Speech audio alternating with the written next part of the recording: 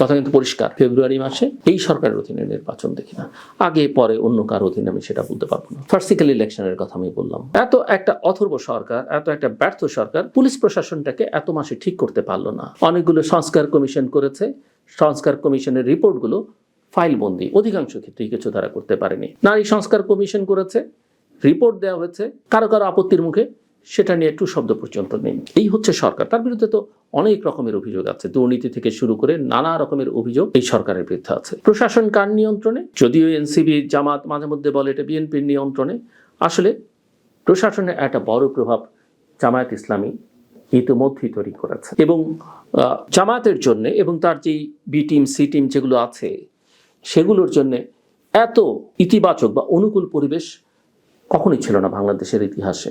So আমি তাদের নিরপেক্ষ মনে করি না। আমি মনে করি না যে তারা একটা ভালো নির্বাচন করবার ন্যূনতম সক্ষমতা তাদের আছে। 24-এর অভ্যুত্থানের পরে 3 মাসের মধ্যে বিএনপি যদি সেই দাবিতে কে কি বললো না বললো সেটার দিকে না তাকিয়ে স্থির থাকতো, সেটা বিএনপির জন্য ভালো হতো, দেশের জন্য ভালো হতো। দেশের জন্য ভালো হতো এই অভ্যুত্থানের পরে 24-এর 8 অগাস্ট থেকে দায়িত্ব নেওয়ার পর থেকে আজ অবধি এই সরকার, অর্থাৎ এই জ্ঞানীগুণী মানুষদের সরকার আসলে কিছু ডেলিভার করতে পারেনি। তারা অনেক কথা বলেন, এটা হয়েছে ওটা হয়েছে, প্রত্যেকটার পেছনে কি হয়েছে কি হয়নি সেটা নিয়ে যুক্তি তর্ক করবার যথেষ্ট সুযোগ আছে। বিচারের কথা বলেছিলেন, তেমন কোনো দৃশ্যমান অগ্রগতি হয়নি। সংস্কারের কথা বলেছেন, সেটা এখন জাদুঘরে। এবং নির্বাক, আমি বরাবর বলেছি যে এই সরকার নিরপেক্ষ নয়। আপনাদের স্বাগত জানাই আমি আমার কথা শুনবার জন্য। যাদের সঙ্গে আমার দেখা হয় তারা আমাকে জিজ্ঞেস করে যে আপনি যে নির্বাচন নিয়ে বলছিলেন যে আপনি নির্বাচন দেখেন না, সেই জায়গাটাতে আপনি আছেন কিনা। কিংবা আমি আমার ব্লগ যখন করি তার নিচে যারা কমেন্ট করেন তারা নানাভাবে আমাকে ট্রল করেন। নির্বাচন তো হয়ে যাচ্ছে, আপনি না বলেছিলেন দেখেন না, একটু আগ বাড়িয়ে রং লাগিয়ে বলেন আপনি তো বলেছিলেন তারেক রহমান দেশে আসবে না, তিনি তো দেশে এলেন। আমি কখনোই বলিনি, একবারের জন্য বলিনি, কোথাও খুঁজে পাওয়া যাবে না যে তারেক রহমান দেশে আসবেন না। একথা আমি বহুবার বলেছি এবং সেখান থেকে আমি সরিনি যে আমি নির্বাচন দেখি না। এবং তার সঙ্গে আরো কতগুলো কথা আমি বলেছি। একটা কথা মনে রাখতে হবে যে সমাজ বিজ্ঞান, রাজনীতি এগুলো পিওর ম্যাথমেটিক্স না যে আপনি 2+2 করলে 4 হবে। এটা মেনে নিয়েই বেশ খানিকটা ঝুঁকি নিয়েই আমি খুব আস্থার সঙ্গে, কনফিডেন্সের সঙ্গে এই কথাটা বলেছি। আমি বারবার বলেছি যে 2025-এর ডিসেম্বরের মধ্যে নির্বাচন হলে সবার জন্য ভালো হতো। বিএনপির জন্য সবচেয়ে বড় দল হিসেবে যখন আওয়ামী লীগ মাঠে নেই এবং দীর্ঘদিন তারা নিপীড়ন নির্যাতন ভোগ করেছে, সংগ্রাম করেছে, লড়াই করেছে, মূল স্টেক হোল্ডার হিসেবে তাদের সবচেয়ে লাভ হতো, দেশের জন্য লাভ হতো, প্রায় সকল রাজনৈতিক দলের জন্য লাভ হতো, 2-1টি ছোটখাটো ব্যতিক্রম বাদ দিয়ে। শুধু ডিসেম্বর 25 নয়, এই নির্বাচন যদি আরও অনেক আগে হতো দেশের জন্য অনেক ভালো হতো। এমনকি বিএনপি যে প্রথম দাবি করেছিল 2024-এর অভ্যুত্থানের পরে 3 মাসের মধ্যে, বিএনপি যদি সেই দাবিতে কে কি বললো না বললো সেটার দিকে না তাকিয়ে স্থির থাকতো, সেটা বিএনপির জন্য ভালো হতো, দেশের জন্য ভালো হতো। দেশের জন্য ভালো হতো এই অভ্যুত্থানের পরে 24-এর 8 অগাস্ট থেকে দায়িত্ব নেওয়ার পর থেকে আজ অবধি এই সরকার, অর্থাৎ এই জ্ঞানীগুণী মানুষদের সরকার আসলে কিছু ডেলিভার করতে পারেনি। তারা অনেক কথা বলেন, এটা হয়েছে ওটা হয়েছে, প্রত্যেকটার পেছনে কি হয়েছে কি হয়নি সেটা নিয়ে যুক্তি তর্ক করবার যথেষ্ট সুযোগ আছে। বিচারের কথা বলেছিলেন, তেমন কোনো দৃশ্যমান অগ্রগতি হয়নি। সংস্কারের কথা বলেছেন, সেটা এখন জাদুঘরে। এবং নির্বাক, আমি বরাবর বলেছি যে এই সরকার নিরপেক্ষ নয়, আজ অবধি প্রমাণ করতে পারেনি। আপনি যদি বিএনপি, জাতীয় পার্টি, জামাত, আওয়ামী লীগ যে কোনো রাজনৈতিক দলের কথা শোনেন, দেখবেন যে সরকারের নিরপেক্ষতা নিয়ে প্রশ্ন তুলছে। এই প্রশ্ন তোলা কি শুধুমাত্র প্রশ্ন তুলবার জন্য? আমি মনে করি না। এই সরকার প্রথম থেকে কতিপয় ছাত্রকে আশকারা দিয়েছে এবং নিজেরা তার সুবিধা নিয়েছে। এনসিপিকে তারা তাদের ব্লেসিংস দিয়েছে। জামায়াতের সঙ্গে তাদের সম্পর্কটা অত্যন্ত ঘনিষ্ঠ এবং একটা পর্যায়ে এসে তারা বিএনপি, জামায়াত ইসলামী, এনসিপি, ইসলামী আন্দোলনকে দেশের 4টি বড় দল হিসেবে স্বীকৃতি দিতেছে। তারা তাদের মতো করে, জনগণ কি ভাবলো, জনগণ কি চাইলো সেটা তারা তোয়াক্কা করেনি। এত একটা অথর্ব সরকার, এত একটা ব্যর্থ সরকার পুলিশ প্রশাসনটাকে এত মাসে ঠিক করতে পারলো না। অনেকগুলো সংস্কার কমিশন করেছে, সংস্কার কমিশনের রিপোর্টগুলো ফাইলবন্দি, অধিকাংশ ক্ষেত্রেই কিছু তারা করতে পারেনি। নারী সংস্কার কমিশন করেছে, রিপোর্ট দেওয়া হয়েছে, কারো কারো আপত্তির মুখে সেটা নিয়ে একটু শব্দ পর্যন্ত নেই। এই হচ্ছে সরকার। তার বিরুদ্ধে তো অনেক রকমের অভিযোগ আছে, দুর্নীতি থেকে শুরু করে নানা রকমের অভিযোগ এই সরকারের বিরুদ্ধে আছে। প্রশাসন কার নিয়ন্ত্রণে? যদিও এনসিপি জামাত মাঝে মধ্যে বলে এটা বিএনপির নিয়ন্ত্রণে, আসলে প্রশাসনের একটা বড় প্রভাব জামায়াত ইসলামী ইতিমধ্যেই তৈরি করেছে। এবং জামায়াতের জন্য এবং তার যেই বি টিম সি টিম যেগুলো আছে সেগুলোর জন্য এত ইতিবাচক বা অনুকূল পরিবেশ কখনোই ছিল না বাংলাদেশের ইতিহাসে। সো আমি তাদের নিরপেক্ষ মনে করি না, আমি মনে করি না যে তারা একটা ভালো নির্বাচন করবার ন্যূনতম সক্ষমতা তাদের আছে। এখন আসুন আমার ওই আগের কথায় যে নির্বাচন আমি দেখি না, কেন দেখি না? এবং আমি যখন বলি যে আমি নির্বাচন দেখি না, আমি কিন্তু একই সঙ্গে প্রতিবার যতবার বলেছি ততবার বলেছি, যদি ওই যে দুইয়ে চার হয় না সমাজবিজ্ঞানের রাজনীতি, সেখানে যদি একটা নির্বাচন হয়ও সেটা একটা বাংলাদেশের ইতিহাসের নিকৃষ্টতম নির্বাচন হবে, সংঘাতপূর্ণ নির্বাচন হবে। এবং তারপর এটাও আমি বেশ কয়েকবার বলেছি, প্রতিবার যেমন ওই নির্বাচন দেখি না সঙ্গে ফার্সিক্যাল ইলেকশনের কথা বলেছি, একই সঙ্গে আমি এটাও বলেছি। আরেকটা কথা আমি এখানে বলে রাখি, আমি কিন্তু কথা বলেছি এই সরকারের অধীনে, অর্থাৎ বর্তমানে যে সরকার দেশ পরিচালনা করছে তাদের অধীনে ফেব্রুয়ারি মাসে নির্বাচন দেখি না। কথা কিন্তু পরিষ্কার, ফেব্রুয়ারি মাসে এই সরকারের অধীনে নির্বাচন দেখি না। আগে পরে অন্য কার অধীনে আমি সেটা বলতে পারবো না। ফার্সিক্যাল ইলেকশনের কথা আমি বললাম। আরেকটা কথা আমি মাঝে মধ্যে বলেছি, এই ইলেকশনটা যেহেতু একটা ফার্সিক্যাল ম্যানেজড ইঞ্জিনিয়ার ইলেকশন হবার আশঙ্কা আমি করছি, ফলাফলটা পারসেপশন যা তার একদম উল্টো হতে পারে। অনেকেই হয়তো মনে করছেন, বা আমরা সবাই হয়তো নাগরিকরা মনে করছি, ভোটাররা মনে করছি এই দলটি সবচেয়ে বড়, এই দলটি ক্ষমতায় যাবে। গণেশ উল্টে যেতে পারে, সেটা কিছুটা বাস্তবতা এবং বেশ খানিকটা ইঞ্জিনিয়ারিং। অনেকেই মনে করতে পারেন আমি তো শক্তিমান, ইঞ্জিনিয়ারিং করলে, বা প্রফেসর মোহাম্মদ ইউনূস যেমন একসময় বলেছেন এখন তো ইলেকশন করলে পুলিশ ঠিক হয়নি, বেশ কয়েক মাস আগে বলেছিলেন ভোট কেন্দ্র দখল হয়ে যাবে, ব্যালট বক্স ছিনতাই হয়ে যাবে। সেটা এক ধরনের বাস্তবতা, সেটাও হতে পারে, কে করবে। কিন্তু সবচেয়ে বড় কথা যেটা আশঙ্কা, আপনি বাংলাদেশের ইতিহাস আমরা বহুবার দেখেছি, মানুষ ভোট দিয়েছে একজনকে, ফলাফল ঘোষিত হয়েছে আরেকজনের নামে, সেটাও এবার হতে পারে। এই যে গুপ্ত রাজনীতি একটা দল করলো, তাদের অনুসারীরা করলো, এই গুপ্ত রাজনীতির একটা প্রভাব প্রকাশ আমরা দেখতে পারি। বাস্তবতার কথা যেটা বলছিলাম, অনেকে আমলে নিতে চান না তরুণ ভোটারদের কথা, যেটার একটা ফলাফল আমরা দেশের পাবলিক ইউনিভার্সিটিগুলোতে দেখলাম। নারী ভোটারের সংখ্যা বাংলাদেশে অনেক, নারীদের মনস্তত্ত্বে একটা বড় পরিবর্তন ঘটেছে, বিশেষ করে রুরাল এরিয়াতে, এবং এটা নীরব ভোটার।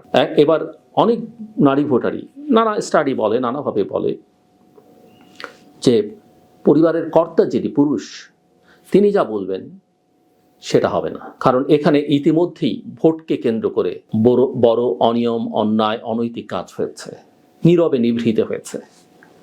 সো এটা একটা দিক। আরেকটা দিক হচ্ছে যে এক্সটার্নাল প্লেয়াররা যারা নানাভাবে ম্যানিপুলেট করেন, প্রভাব বিস্তার করেন, ব্র্যান্ডিং করেন, কারো ইমেজ তৈরি করেন, কারো ইমেজ ধ্বংস করেন, ফরচুনেটলি আর আনফরচুনেটলি হিসেব নিকেশ যাদের পক্ষে না তারা তাদের পক্ষে।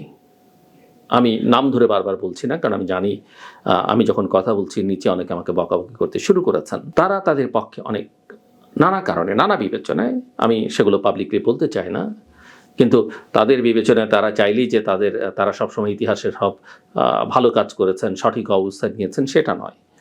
কিন্তু বাংলাদেশের ক্ষেত্রে এটা একটা বড়। সো নির্বাচনটা আমি দেখি না। প্রফেসর মোহাম্মদ ইউনূস উৎসবমুখ নির্বাচনের কথা বলেন, বাচ্চা কাচ্চাদের নিয়ে ভোট কেন্দ্রে যাবার কথা বলেন।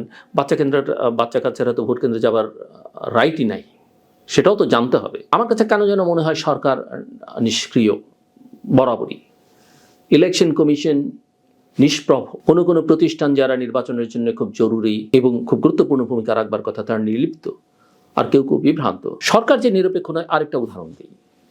এই যে দেখেন ঐকমত্য কমিশন হলো, এত আলোচনা হলো, সংস্কার তো কিছু হলোই না, এখন গণভোট হবে, একটা পুরো গোজামিল। গণভোট, জাতীয় সংসদ নির্বাচন, মানুষ জানেই না গণভোট হলে কি হবে, না হলে কি হবে। সরকার ক্যাম্পেইন করছে, এনজিওগুলোকে ডেকে বলছে তোমরা হ্যাঁ ভোটের ক্যাম্পেইন করো। আমার কথা হচ্ছে এই সরকার তো নিরপেক্ষ থাকবার কথা। আমি ধরে নিচ্ছি যে আওয়ামী লীগ চাইবে না, আওয়ামী লীগের ভোটাররা, সমর্থকরা চাইবে না হ্যাঁ ভোট দিতে, কিন্তু যাদের নোট অফ ডিসেন্ট ছিল তারা কি সব কিছুতে হ্যাঁ বলবে না বলবে? পরিষ্কার নয়। কিন্তু আমরা দেখছি তো কোনো রাজনৈতিক দল হ্যাঁ ভোটের পক্ষে দাঁড়িয়ে গেছে, কোনো রাজনৈতিক দল টু শব্দ করছে না, গায়ে এড়িয়ে চলবার চেষ্টা করছে। এটা একটা জটিলতা। আপনি এখন দেখেন একটার পর একটা রিট হচ্ছে হাইকোর্টে, জাতীয় পার্টিকে ইলেকশন করতে দেওয়া যাবে না, ফেব্রুয়ারিতে ভোট হতে পারবে না, কেউ কেউ বলছে রাজনৈতিক দলগুলো লেভেল প্লেইং ফিল্ড নেই, সবাই এখন বিএনপির তোয়াজ করছে, তোষণ করছে। একটা বড় রাজনৈতিক দল, অনেকে বলেন ভাই আপনি তো বলছেন, কিন্তু 1 মাস সময়, আপনাদের একটু 2007 সালের জানুয়ারি মাসের কথা স্মরণ করিয়ে দিই।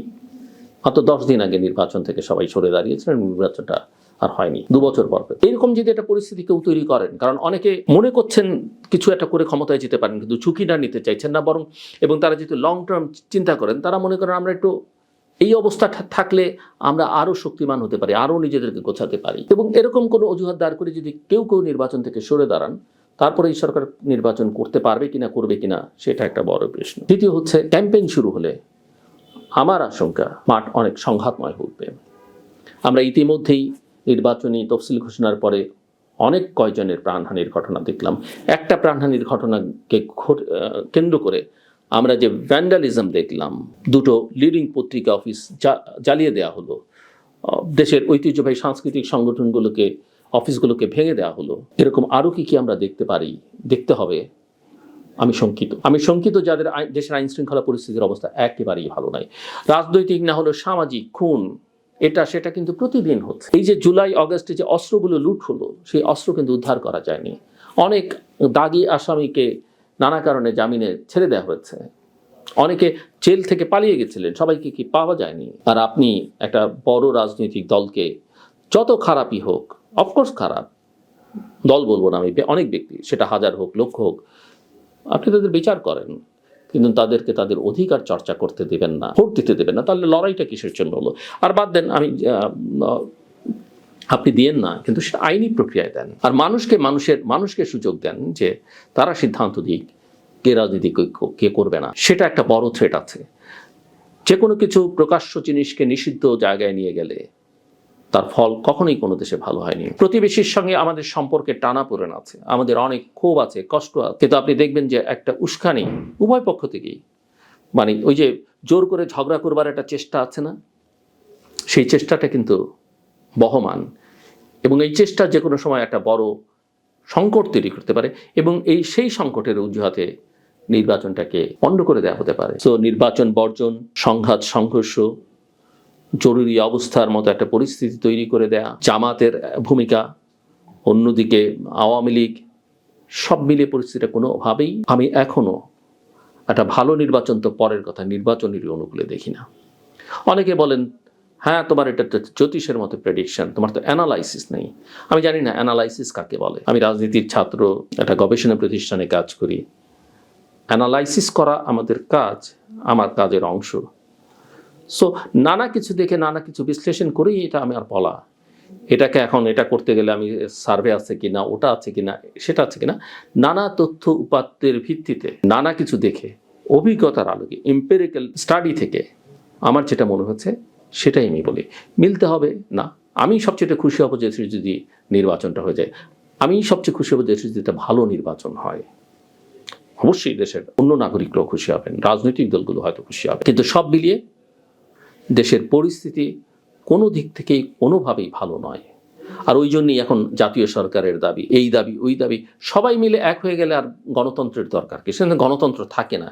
সো জোর করে গণতন্ত্রকে গলা টিপে হত্যা করে আসলে নিজেদের জন্য একটা অনুকূল পরিবেশ তৈরি করা, নিজেদের শক্তিশালী হওয়া, নিজেদের ক্ষমতায় থাকার যাওয়ার ইস্যুটাই সবার কাছে প্রধান। আমি আবারও বলি, আমি নির্বাচন দেখি না। নির্বাচন হলে সেই নির্বাচন একটা ইতিহাসের বাজে নির্বাচন হবে, অনেক জানমালের ক্ষতি হতে পারে, আমরা কেউই চাই না, এবং ফলাফল যেমনটা মনে করা হচ্ছে ফলাফলটা তেমন নাও হতে পারে।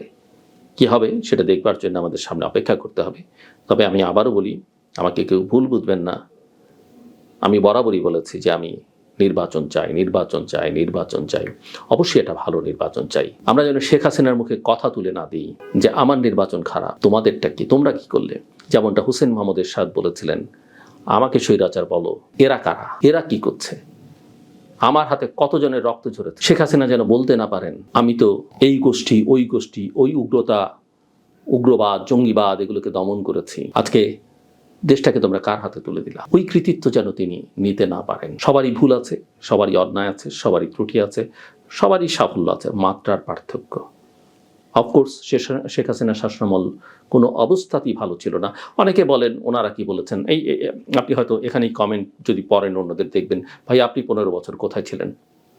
ইতিহাস জানে 15 বছর আসলে কোথায় ছিলাম, কি করেছি, কতটা সাফার করেছি, কতটা প্রতিবাদ করেছি, সবাই জানে।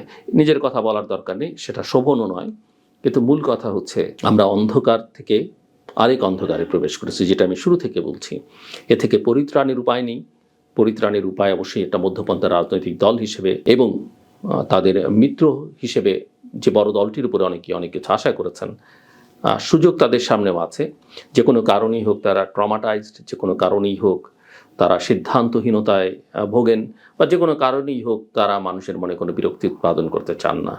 কিন্তু মূল কথা হচ্ছে যে রাজনীতি একবার যদি দেশটা লাইনচ্যুত হয়ে যায়, একবার যদি গণতন্ত্র আরও একবার হুমকির মুখে পড়ে, তার দায় কিন্তু আমাদের সবাইকে নিতে হবে। আমার কথা শুনবার জন্য অসংখ্য ধন্যবাদ। আপনাদের সবার জন্য শুভকামনা।